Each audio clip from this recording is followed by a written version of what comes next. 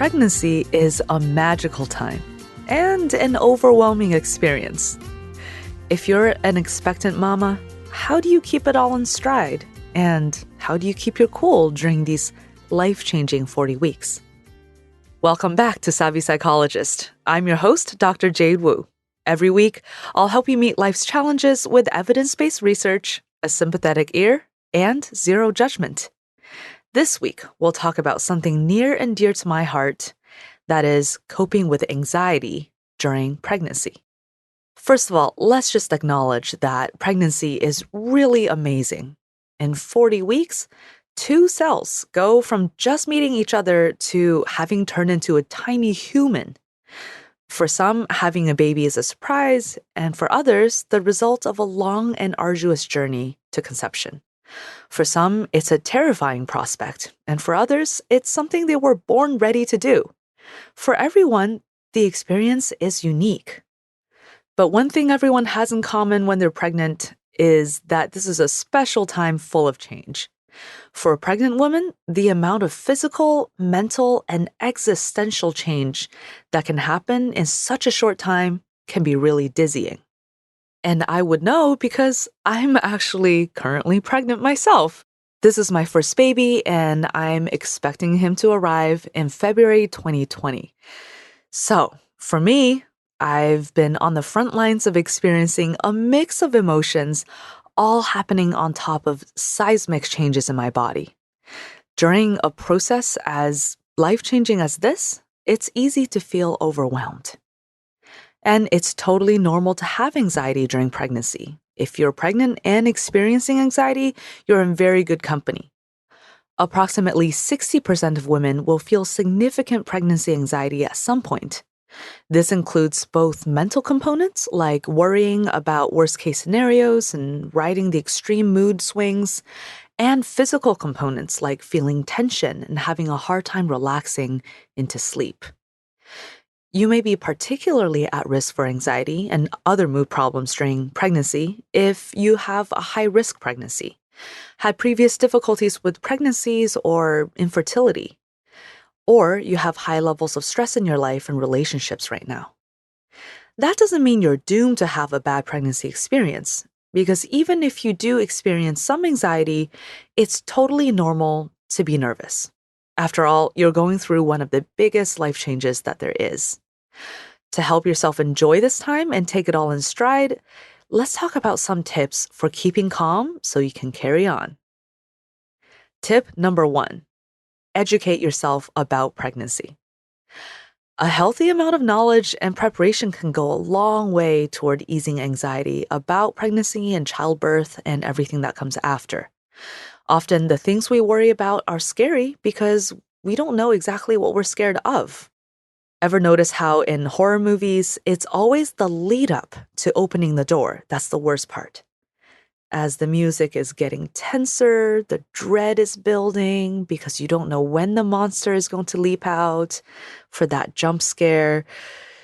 Instead of stewing in your own vague, abstract, imagined fears, during this lead-up, music getting tense moment, look the monster straight in the eye. For example, one thing many women are terrified of, including yours truly, is the pain of childbirth.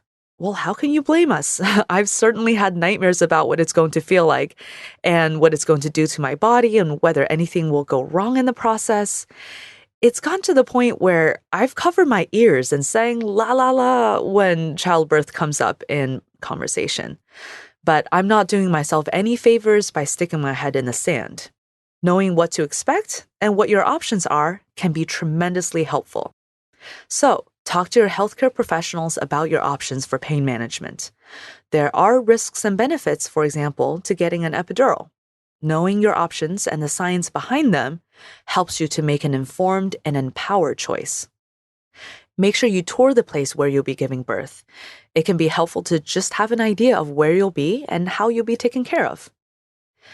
Also, take a childbirth preparation class. You don't want to be surprised. You'll learn that, for example, it's normal for the mucus plug to come out many days before labor starts.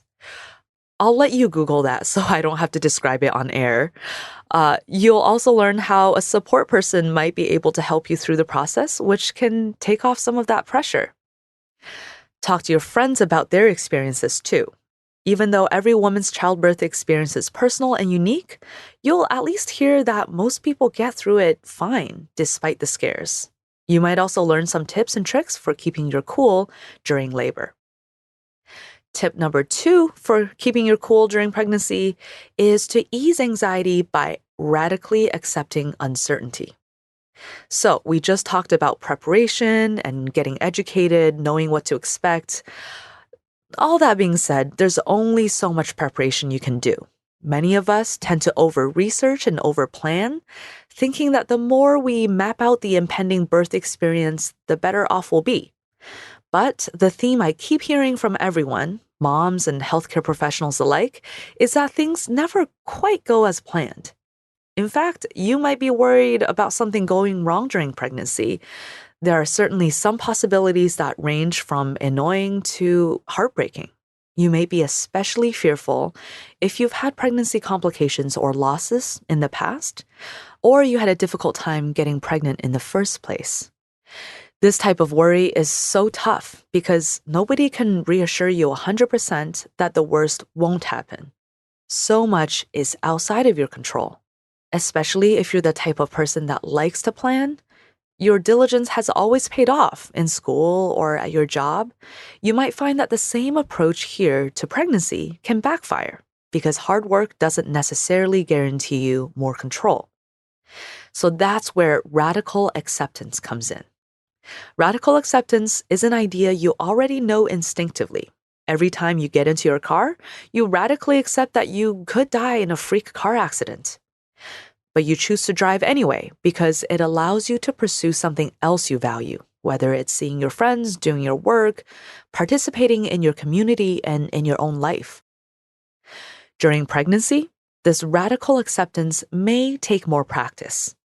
When you catch yourself Googling miscarriage rates for the 4th time, you may want to take that moment to check in with your emotions and your thoughts.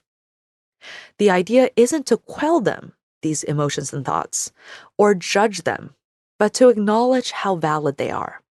Then, sit with them through the storm of discomfort that comes with the uncertainty.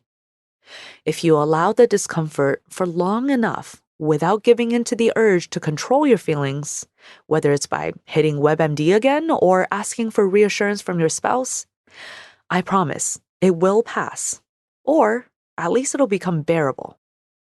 Tip number 3, getting in touch with your pregnant body. I like to think of pregnancy as an especially good time to get in touch with your body in the here and now. There are so many incredible things happening during this unique time. Your body is building a new human and experiencing all sorts of sensations and needs. Maybe you're having some crazy cravings. Maybe your sex drive is different. And at a certain point, you start to feel your little one kicking, hiccuping, and generally causing a ruckus inside. Don't miss out on these experiences by time traveling with your mind instead of hanging out with your body. Uncomfortable sensations like heartburn, back pain, swelling, pressure, or the occasional panic attack are definitely unpleasant. But if they're unavoidable, you might as well be there for them to earn your full mom badges, right? Appreciate that your body is doing all this to create a new life. And even the annoying parts are preparing you to be bonded, body and soul, to your future child. The more you pay attention to how you feel, the better you can respond to your body's needs.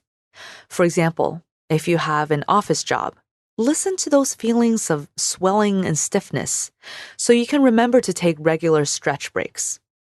Listen to fatigue and sleepiness so you know when to rest and when not to force yourself. Listen to the tension or jitteriness so you know you're carrying stress. Then slow down to take some belly breaths and remind yourself of radical acceptance. You can practice all of this by doing a daily meditation like a body scan. And in addition to tuning into your own body, also tune in to the bodies around you. Tip number 4 is to calm pregnancy anxiety by getting lots of social support. As with any life change, having your village is your best shot at surviving and thriving. We humans are social animals, and until pretty recently, most cultures cared for pregnant and postpartum women by surrounding them with lots of sisters, aunties, moms, and friends. Just because we live more independently now doesn't mean we've outgrown that need. Not only do women need logistical support, like help with setting up the house to be baby ready, getting to prenatal appointments, managing nutrition, we also need knowledge and emotional support. So, get some social support. Ask for details from your friends. There are some things that your healthcare provider, no matter how good they are, might not tell you in the terms that you need to know. For example, at my baby shower, I got some vivid descriptions of after-birth self-care that are, let's just say, graphic but necessary. The nitty-gritty details may be cringe-inducing, but it's better to know than to be surprised when you've just given birth and a nurse hands you an adult-sized frozen diaper. Also, reach for emotional support. Be clear about what you need from your spouse, parents, friends, even coworkers, strangers. You can't expect others to know whether you prefer practical advice or you just like some reassurance. Are you exhausted by hearing other people's birth stories, or do you crave more information? You gotta speak up for yourself and ask for exactly what you need. And on the other side of that coin, you also have to practice accepting help.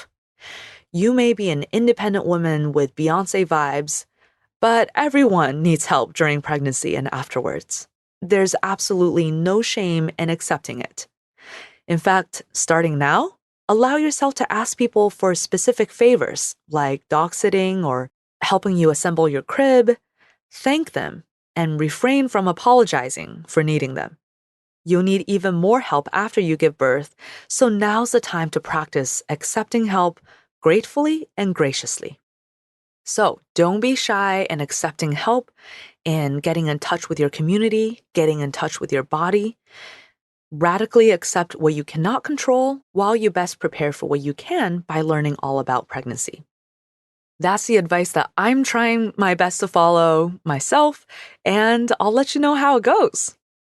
Are you an expectant mama too? Or do you know someone else who is?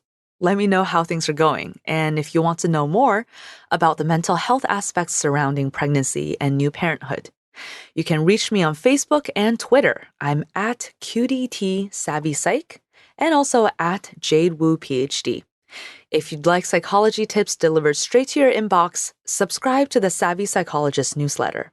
You can also make sure you don't miss an episode by subscribing on Apple, Spotify, or wherever podcasts are found.